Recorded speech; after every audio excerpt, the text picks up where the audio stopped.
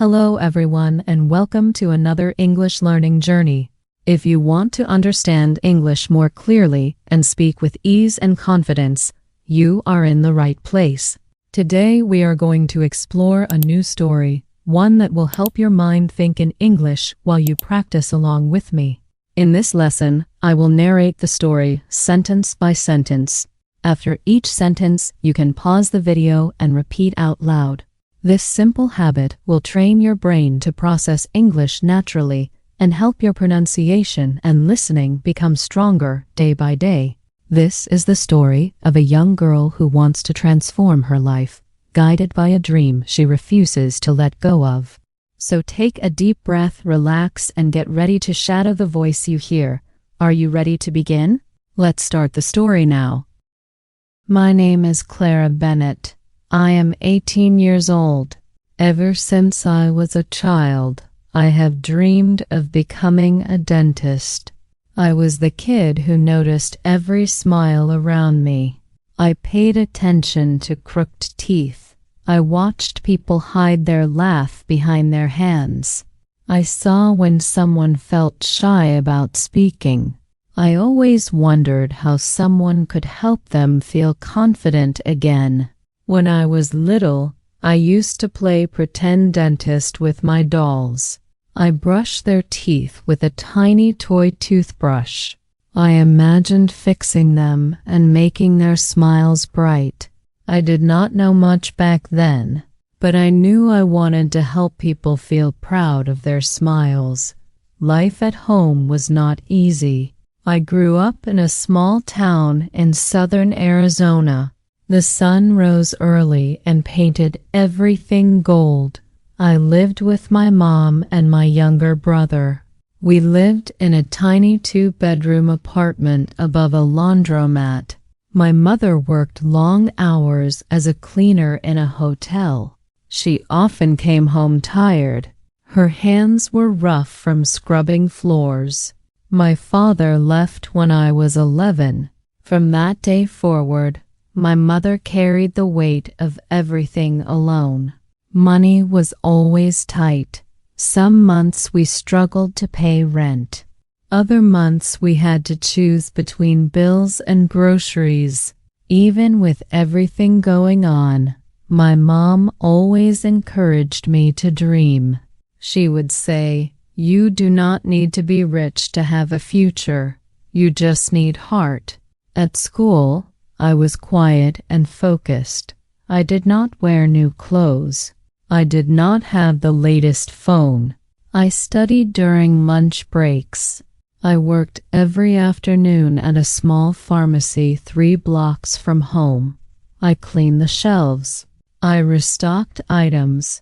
I helped customers find what they needed.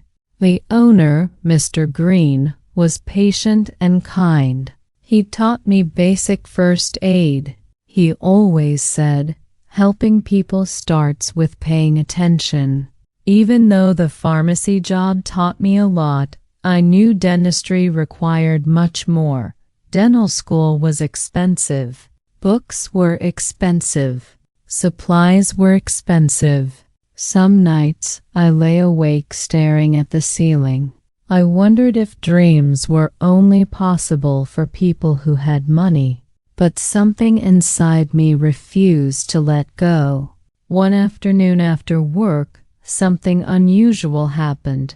An elderly woman walked into the pharmacy holding her mouth with both hands. She looked pale and dizzy. I rushed to her and asked what was wrong. She removed her hands slowly. I saw blood on her fingers. Her gums were bleeding heavily. She could barely speak. Customers stepped back, unsure of what to do. My heart started racing, but I remembered the first aid videos I had watched for practice. I spoke softly to the woman. I guided her to a chair. I grabbed sterile gauze from behind the counter. I helped her press the gauze gently against the bleeding area. I talked to her to keep her calm.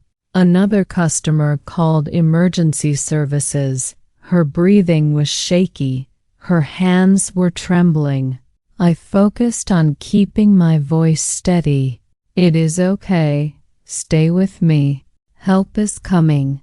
After a few minutes, the bleeding slowed. The paramedics arrived and took over. Before they left, the woman touched my hand and whispered, "Thank you for helping me." That moment changed everything for me. I felt something deep and powerful, something I had never felt before. It was the feeling of knowing I had made a difference. It was the feeling of knowing I wanted to do this for the rest of my life. Later that evening, I told my mom what had happened. She hugged me and said, "Clara, you are made for this. Someday you will help even more people." But there was a problem. To study dentistry, I needed strong English skills. Most books, courses, and scientific articles were in English. During my first attempts to study online, I struggled to understand the terminology. Words like enamel, gum tissue, extraction, braces, and oral health felt confusing. I realized I needed to improve quickly. That is when I discovered the shadowing technique. I listened to English videos about healthcare and dentistry. I paused after every sentence. I repeated everything out loud. At first, I stumbled. I mispronounced many words, but I kept going. Each night, I practiced for 20 or 30 minutes. Slowly, my pronunciation improved. My confidence grew. English started to feel less like a mountain and more like a road. A few weeks later, Mr. Green handed me a pamphlet.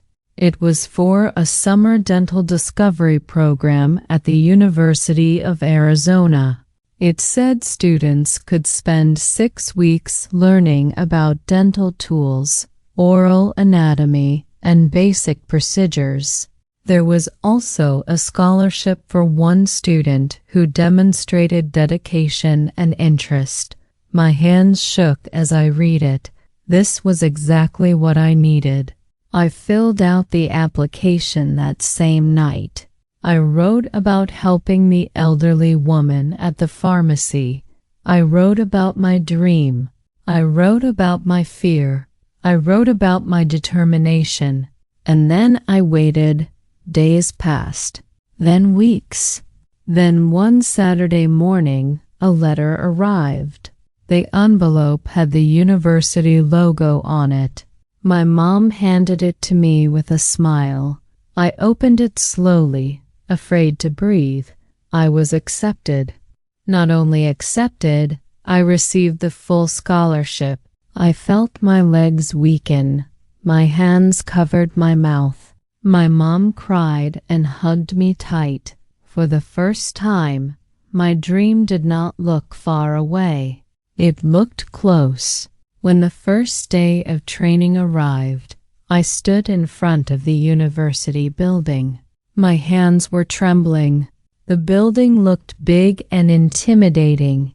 Students walked past me with confidence. Some wore stylish clothes. Some carried expensive backpacks. I felt nervous, but I stepped inside anyway. I was not there to compare myself. I was there to learn. Our instructor was Dr. Harper. She had bright eyes and a calm voice. She welcomed us with kindness. She said being a dentist was not only about fixing teeth. It was about kindness. It was about patience. It was about understanding people's fears. During the program, we learned how to identify cavities. We learned how to hold dental tools. We learned how to read X-rays. We practiced on models and simulation mouths. I took notes every day. I read late into the night. I shadowed English videos to understand scientific terms. The more I learned, the more I fell in love with dentistry. One day, Dr. Harper observed me while I practiced on a simulation model. She watched me carefully. Then she said, "Clara, you have a gentle touch. Patients will trust you." Those words stayed with me for weeks. They felt like a light inside my chest. We also visited a free dental clinic. The clinic offered care to low-income families. I helped clean tools. I prepared stations. I watched dentists work closely with patients. I saw fear in the eyes of children. I saw relief in the eyes of adults. I understood how powerful a dentist's work could be. On the final day of the program, each student received a certificate. When Dr. Harper handed me mine, she whispered, "This is only your beginning. Keep going." When I returned home, I placed the certificate on my desk. Every morning before school, I looked at it. It reminded me that dreams grow step by step.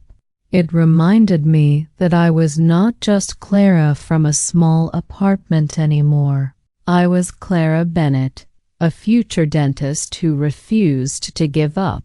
If you enjoyed this story, please like the video and share it with your friends.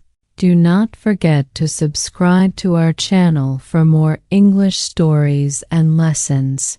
Your support means the world to us. See you next time here on Learn English Journey.